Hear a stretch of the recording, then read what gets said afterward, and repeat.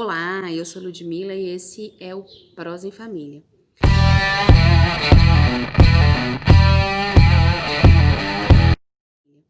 Um prazer estar aqui de volta. Os 3 últimos vídeos da série sobre adolescência foram brilhantemente conduzidos pela minha irmã, Larissa, que se ateve a falar mais dos aspectos orgânicos, das mudanças fisiológicas, das mudanças neuronais comuns a essa época da vida. E agora a gente inicia uma nova sequência, tendo um olhar um pouco mais voltado para a questão emocional, para os aspectos sociais que fazem parte do desenvolvimento da adolescência. Eu acho importante a gente dizer de um sentimento comum nessa época da vida, que é o sentimento de ambivalência. Nem sempre que o adolescente diz sim é sim, nem sempre que ele fala não é realmente não. Então, às vezes, ele consegue explicitar o seu desejo de se sentir amado, mas ele quer que os pais o deixem em paz. Ele quer ser escutado, ouvido, acolhido, amparado, mas ao mesmo tempo ele quer ficar sozinho. Então, entender que essas ambiguidades fazem parte do comportamento adolescente é um importante caminho para a gente poder estabelecer uma comunicação mais eficiente, mais respeitosa, mais cuidadosa, para criar conexão, entendendo que essas nuances fazem parte dessa etapa do desenvolvimento e que isso não quer dizer que é mau humor ou ranzinzice de adolescente. Antes de chegar à adolescência, é claro que ele já passou por uma outra fase de desenvolvimento. Então, as experiências vividas na infância, ligado aos aspectos de hereditariedade, elas vão influenciar no comportamento do adolescente. Agora, a gente precisa entender que ele também é um segmento da sociedade. De acordo com as necessidades da cultura, do meio em que ele está inserido, o adolescente ele vai funcionar como individualmente como um porta-voz da família e da sociedade como um todo.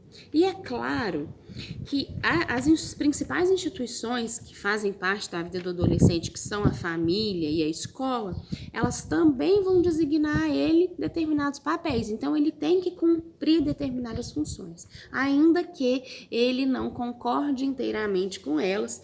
Como normalmente nessa fase ainda lhe faltam argumentos ou condições de poder questionar a autoridade maior, ele acaba seguindo o curso e cumprindo esses papéis que lhe são atribuídos. Uma questão dos tempos modernos é que faltam aos adolescentes modelos de inspiração. É muito comum, e aí cada geração vai ser influenciada por determinados modelos, mas essa geração em específico ela está carente, né, de modelos. As autoridades foram enfraquecidas.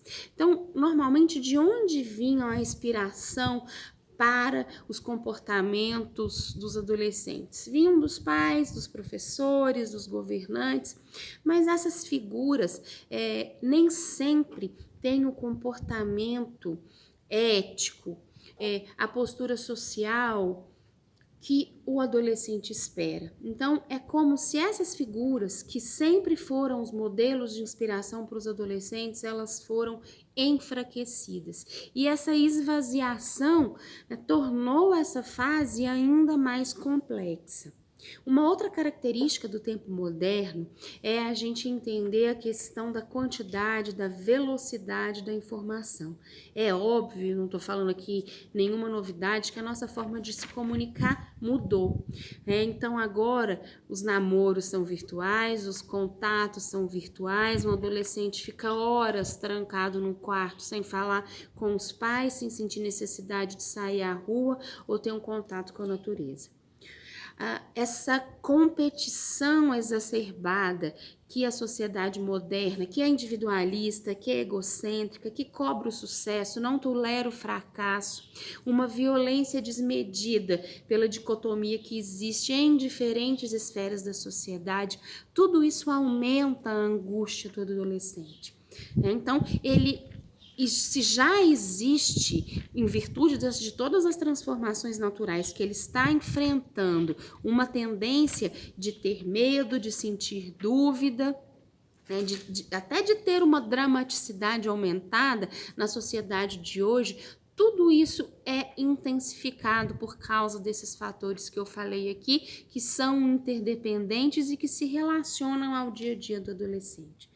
Por isso, é muito mais desafiador, né, conseguir conviver, compreender e formar o adolescente nos tempos de hoje. E é claro que esse vai continuar sendo o assunto dos próximos vídeos. Acompanha com a gente, não deixa de seguir o Prosa em Família no YouTube e também no Instagram. Deixa o seu comentário e conta aí o que você tem enfrentado com o seu adolescente em casa. No próximo vídeo a gente segue falando sobre o assunto e contando mais um pouco sobre os desafios de criar e formar esses adolescentes nos tempos de hoje. Grande abraço, tchau, tchau!